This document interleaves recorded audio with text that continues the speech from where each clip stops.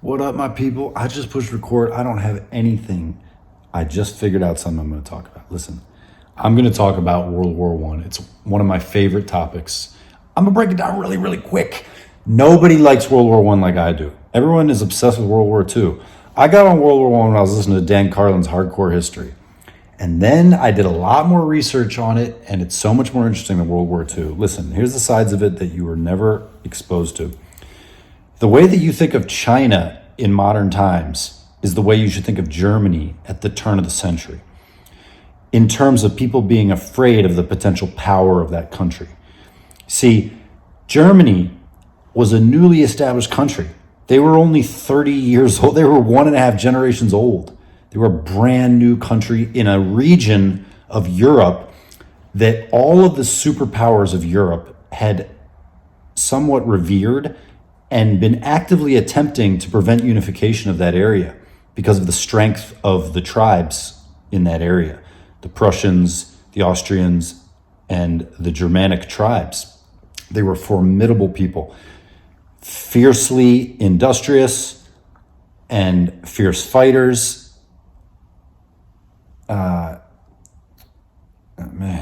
Creative, inventive, just hardy people. In fact, it was explicit in the French policy for centuries to prevent the unification of the Germanic tribes.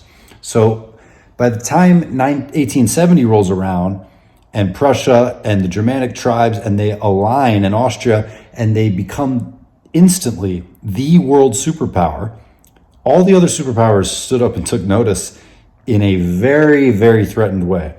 The way that I conceptualize this is, imagine if today China with all of its power, imagine if it announced that it is unifying with Japan and South Korea. That's what the German unification was. Imagine how petrified the world would be if China, Japan, and South Korea unified into a country and called themselves Northeast Asia. NEA. Everyone, they would be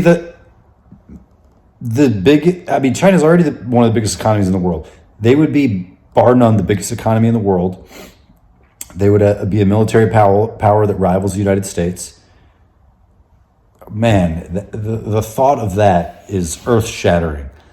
And wartime in the 2000s is nothing like it was back then. I mean, everything is peaceful now. Everyone knows nobody's going to war. Everyone's got nukes. Everyone knows that it's all posturing and there's not going to be any real giant ground invasions. But back then, like, countries were going to war.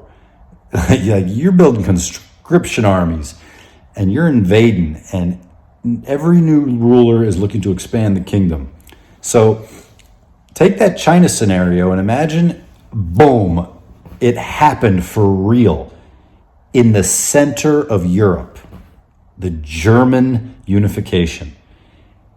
And what was the next agenda of all the other superpowers in Europe?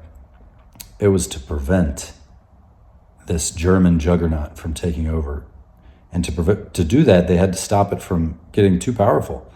See, the next thing that was on Germany's agenda was a little project called the Berlin to Baghdad Railway, which by today's standards is so stupid. Like, who cares about a train anyways? Who cares about Berlin to Baghdad? Like, you can fly there on a whim of wanting to take a vacation to the beach. But back then, this was the largest, most ambitious industrial and economic project in the whole world.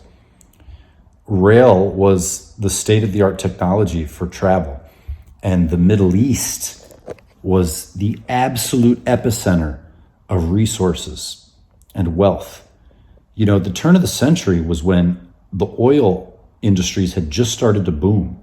The Rockefellers had just gained a foothold within the last 40 years as the titans of the oil industry, and petrol was taking over the entire world. And you know, every month there were new innovations for uses of petrol and how to distill it and how to use it in the home and in factories. Oil was everything, and the Middle East was the epicenter for oil.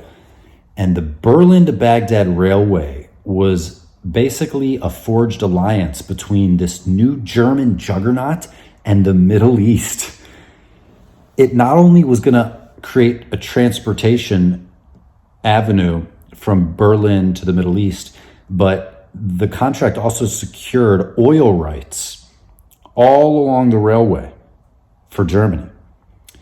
The railway could also have been used to transport troops, German troops, to the Middle East.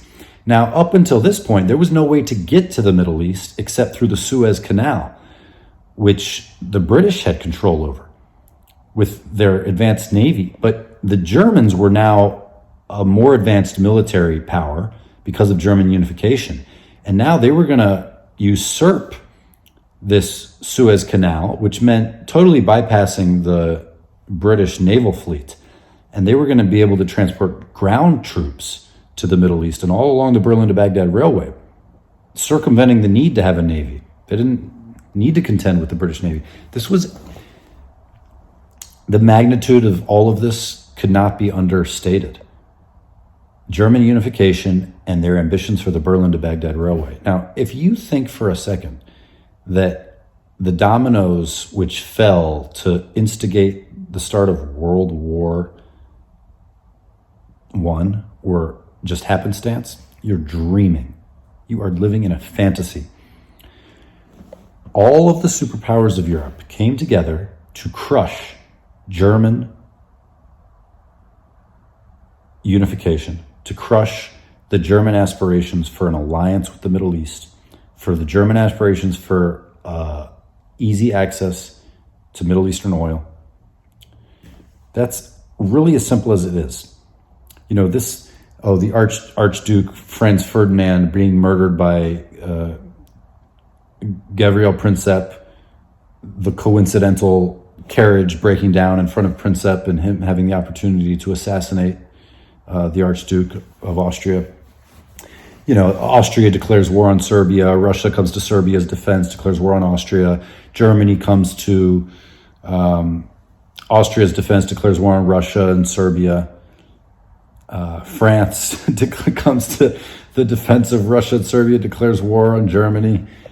And then, Germany declares war on France, anticipating the French-Russian alliance.